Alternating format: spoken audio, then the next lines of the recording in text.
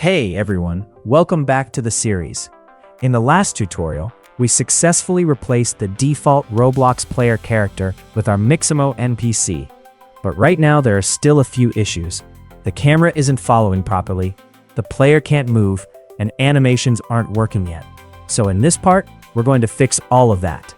First, let's fix the camera. Go to Starter Player Scripts, click the plus icon, and add a local script. Rename it to Camera.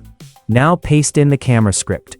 You can find all the scripts used in this video in the description below. Once that's done, click play to test. You should now see that the camera correctly follows the character, and the angle feels much better. Next, let's add movement. Go back to Starter Player Scripts, add another local script, and rename it to Player Movement. Paste in the movement script. This script handles basic keyboard input so the player can move around. Hit play again. Now you can move the character, but there's a problem. When the player collides with something like the base plate, it falls over. Let's fix that. Move your NPC into the workspace. You can drag and drop it or change its parent property.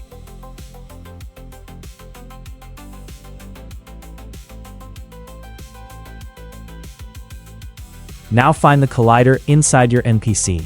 Expand it and select Align Orientation. Set the mode to 1 attachment. And make sure attachment 0 is set to root attachment. Next, select the NPC's mesh part and set maskless to true.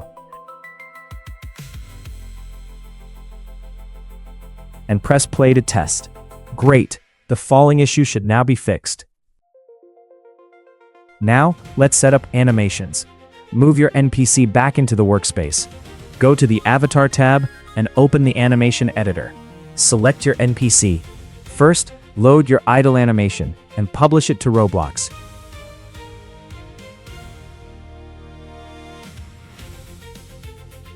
Copy the animation ID. Now find the animations folder inside your NPC. Select the idle animation and paste the ID. Repeat the same steps for the walk animation.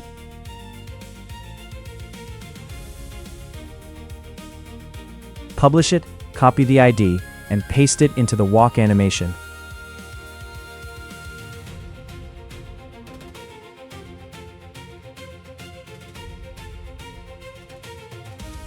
Finally, let's make the animations play automatically.